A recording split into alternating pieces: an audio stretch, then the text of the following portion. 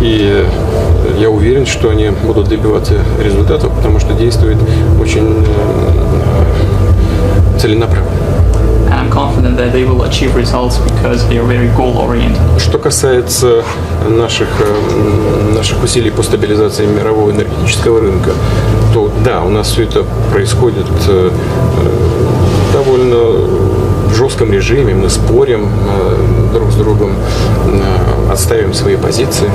Concerning our efforts to stabilize the world energy market, of course the interaction is tough. We argue, we protect our positions. Но до сих пор находили сбалансированные, приемлемые для всех сторон решения.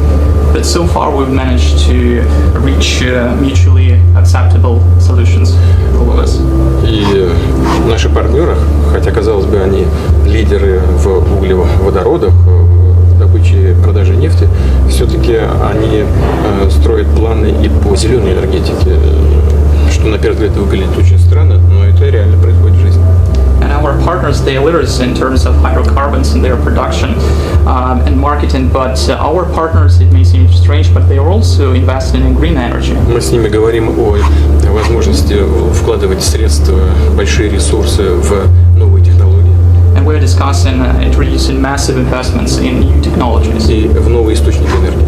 And the new sources of energy. Я думаю, что это очень перспективное направление нашего сотрудничества в будущем. I think this is a very promising area of our cooperation for the future. So Mr. Novak, a few months ago, suggested that we're going to see oil contracts denominated in something other than US dollars, possibly in crypto.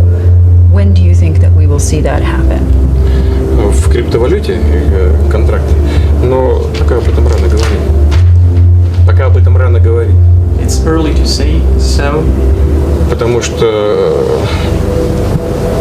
криптовалюта, конечно, она может быть расчетной единицей. Cryptocurrency may be a unit of но она очень нестабильна. But it's very unstable. Для того, чтобы переводить средства из одного места в другое, да, но торговать, тем более торговать энергоресурсами, на мой взгляд, пока еще это преждевременно. To transfer money to some other place maybe, but it's too early to talk about the trade of energy resources in crypto. Криптовалюта пока ничем не обеспечена. Cryptocurrency is not supported by anything. Она имеет место на существование и как средство расчета может использоваться, конечно. It may exist as a means of payment. Да, но торговля нефтью, скажем, или другими первичными материалами, источниками энергии, все-таки пока, мне кажется, об этом рановато говорить. But I think it's too early to say about the oil trade in cryptocurrency and trade in other primary energy sources. Все развивается, все имеет право на то, чтобы существовать. Будем смотреть, как это будет идти дальше.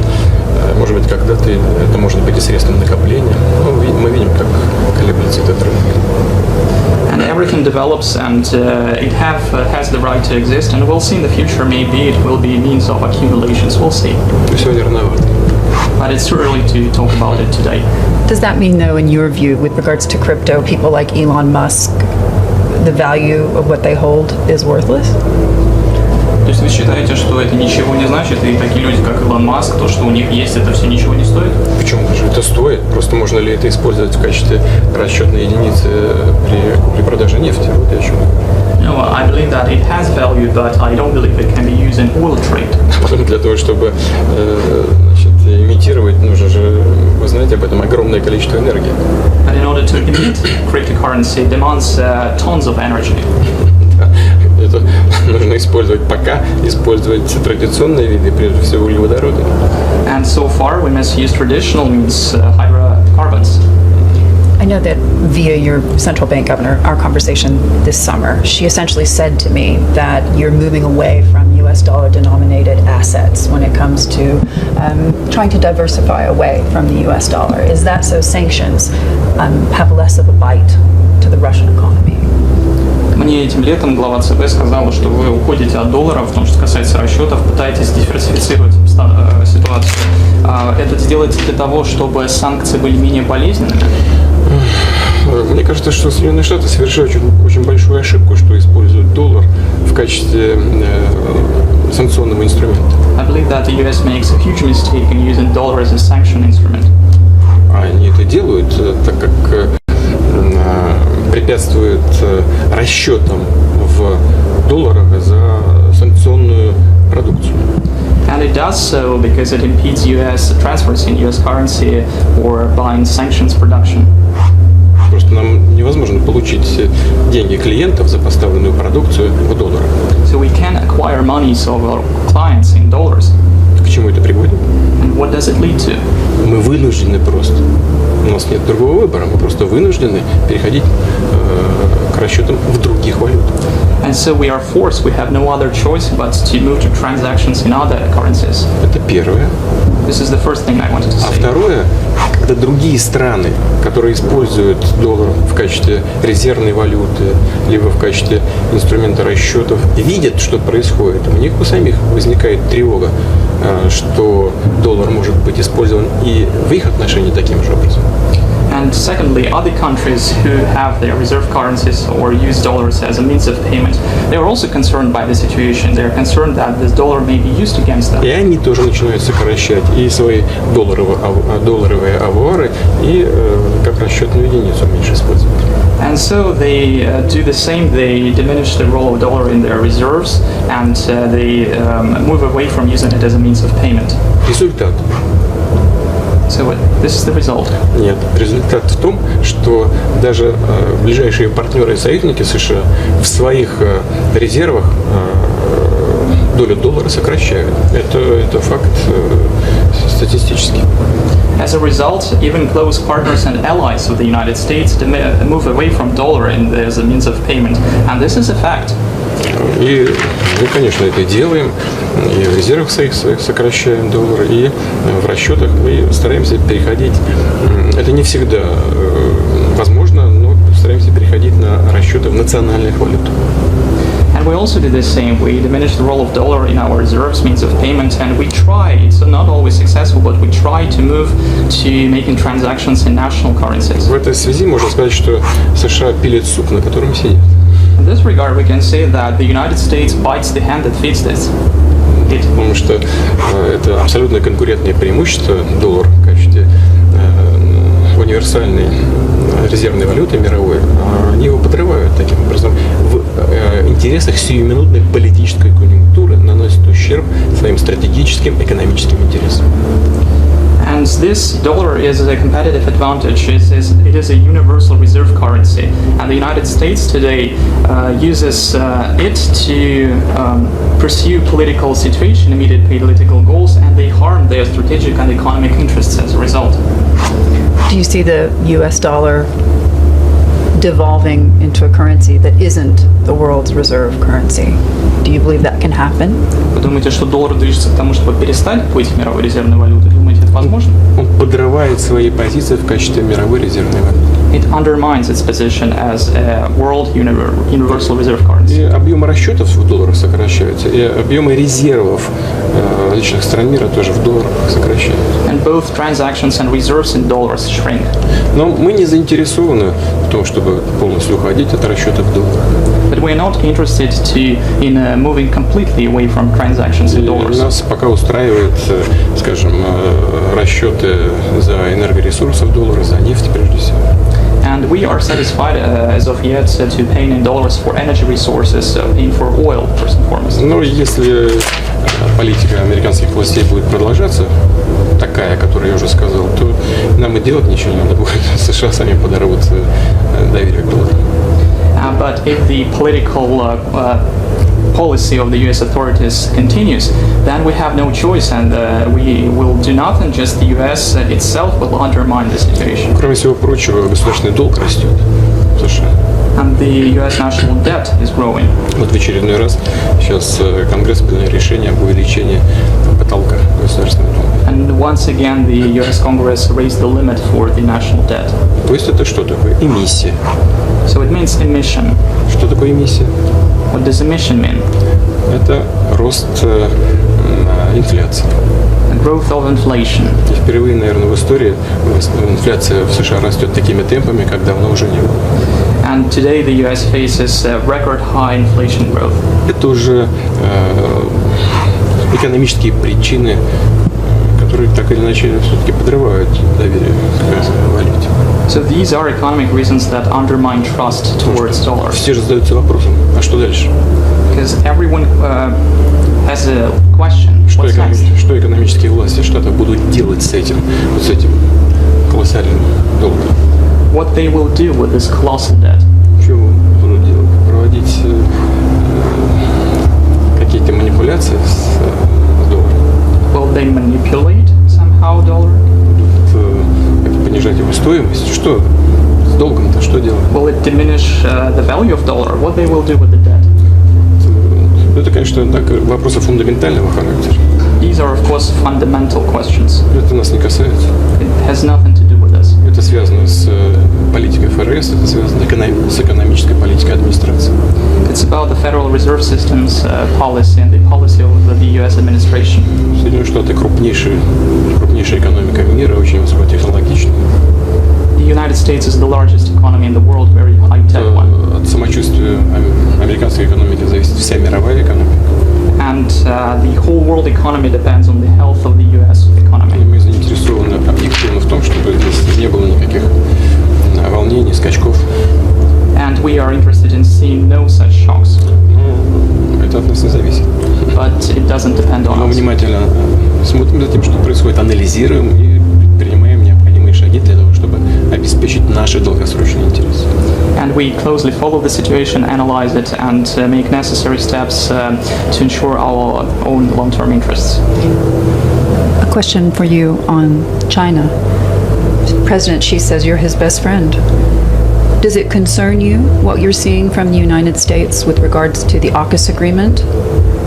Do you think that that's heightening tension with China, creating the potential for a new Cold War? Председатель КНР Си Цзиньпин называет вас лучшим другом. Вы озабочены с тем, что видите в отношении ОКОС, то есть Союза Австралии, США и Великобритании? Это создает потенциальную напряженность и чревато ли новой холодной войной? Я тоже считаю председателя Си Цзиньпиня своим другом. Мы много лет работаем вместе. I also believe that the Chinese president is my friend, and we have been working a lot with him. И добиваемся хороших результатов We achieve good results, и в сфере политического взаимодействия, и в сфере экономики. both political cooperation and in economy. Я считаю, что это идет на пользу как народу Китая, так и народу России. I believe it benefits both Russian and Chinese population. И балансирует, создает определенную устойчивость в международных делах. And it creates a balance in international relations. Создание каких-то замкнутых блоков, в том числе и того, о котором вы упомянули, США, Великобритания, Австралия, безусловно, подрывает региональную стабильность. And the creation of closed blocks, as you've mentioned, the AUKUS bloc, it of course undermines regional stability.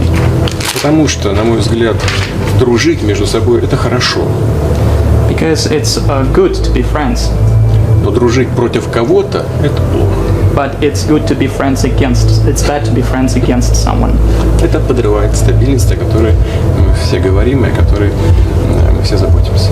It undermines stability that we all talk about and that we all care about. Надеюсь, что